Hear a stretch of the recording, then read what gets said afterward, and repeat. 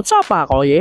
For today's video, meron pala tayong nakilala rito sa kaibigan na tutulungan tayong magdamo. At ito na nga, ready to go na siya. Kasi nga medyo napabayaan na yung damo rito. At kita nyo naman na talagang sanay na sanay si Angelo. Yun nga mga koye ha, Angelo pangalan ni brother. Sana na ako sa Manulawan, di ba?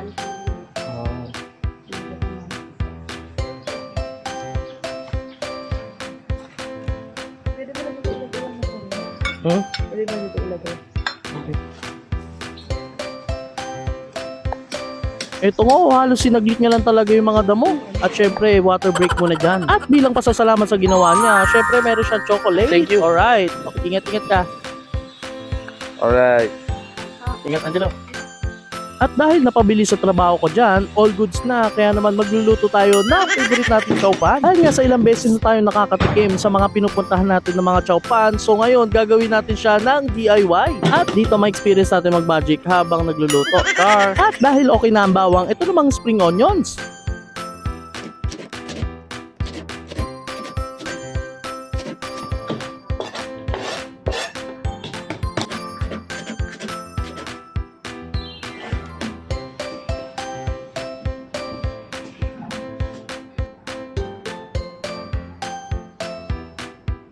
At para mas lalong madagdagan ng lasa, dinagdagan ko dyan ng ground pork. Mga koye, ito pala yung ilalagay ko mga ricado sa gagawin nating chowpan.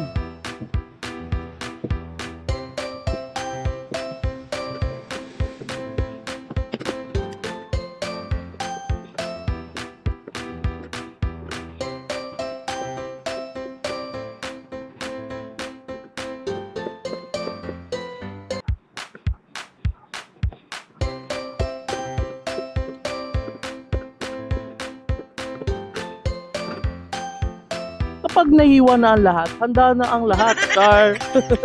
Ayan, no, hiniwa ko muna isa-isa lahat para tuloy-tuloy na tayo sa pagluluto natin dyan, mga kaoye. At simulan na natin painitin ng kawali. Lagyan na natin yan ng butter. Para saan ba yan? For better life, Char.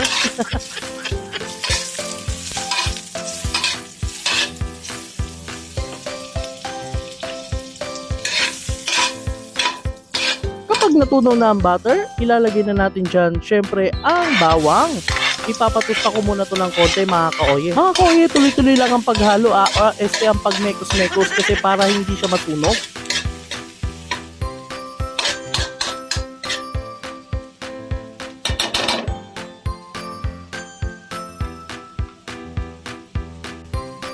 At dahil golden brown na siya, isusunod na natin ang sibuyas. Mga kaoye, ang ginamit ko rito ay yung puting sibuyas para medyo matamis-tamis siya.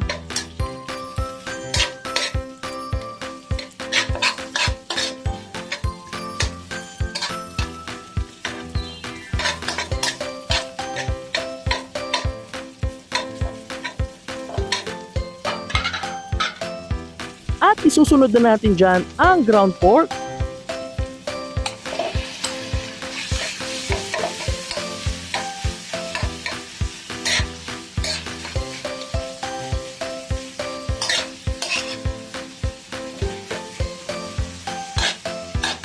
Mga kaoye, tuloy-tuloy lang tayo sa paghalo at mas maganda magisa natin na mabuti yung ground pork na yan. Syempre, lalagyan na natin yan ng mga pampalasa katulad ng patis. Lalagyan din natin ng paminta.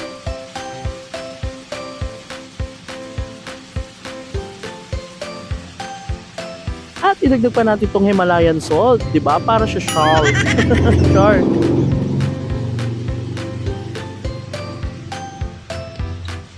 At hindi mawawala dyan ang oyster sauce. Ano raw? Basta oyster sauce. Char.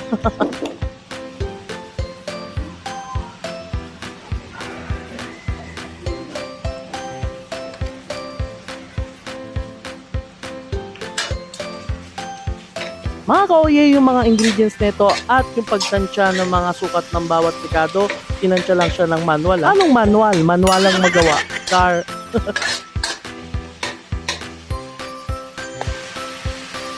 Mga kaoye, para ma-achieve nyo yung masarap na chowpan, dapat ganito na yung tunog ng ginigisa nyo. Char! At dahil nagisa ko na siya ng maayos, ilalagay na natin tong rice.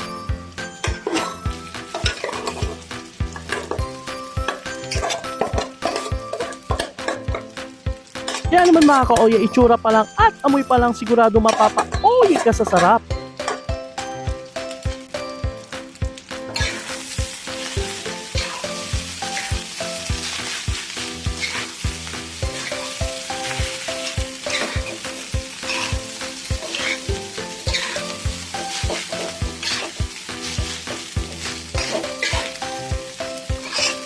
At ito nga, habang inahalo ko, palapit na tayo ng palapit sa katotohanan.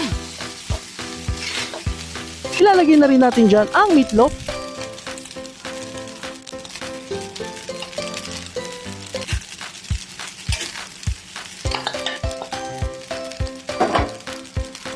Mga kaoye, ito yung tipong kahit hindi ka na mag-ulam.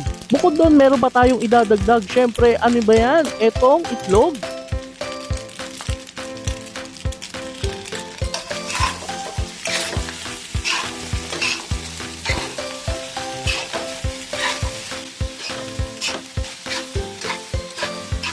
O ayan, nakakagutom na. Palapit na tayo ng palapit. Na-excite na ako mga ka-oye para tikman ang ating DIY chow pan.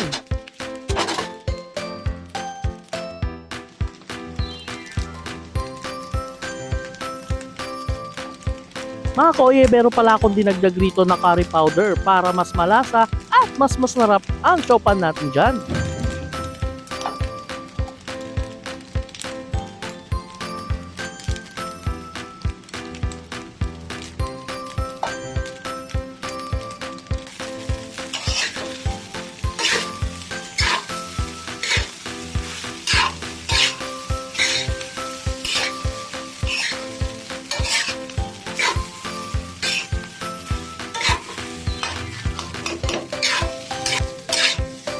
Kaya naman mga ka-oye, taste check muna tayo dyan.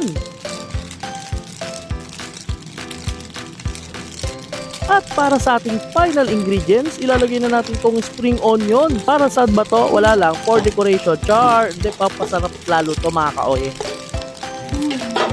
Daddy!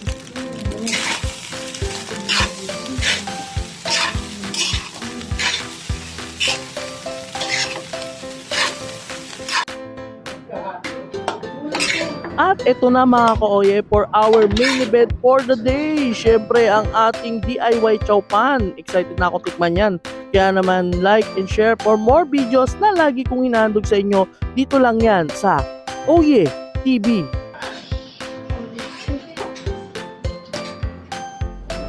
Audio Jungle.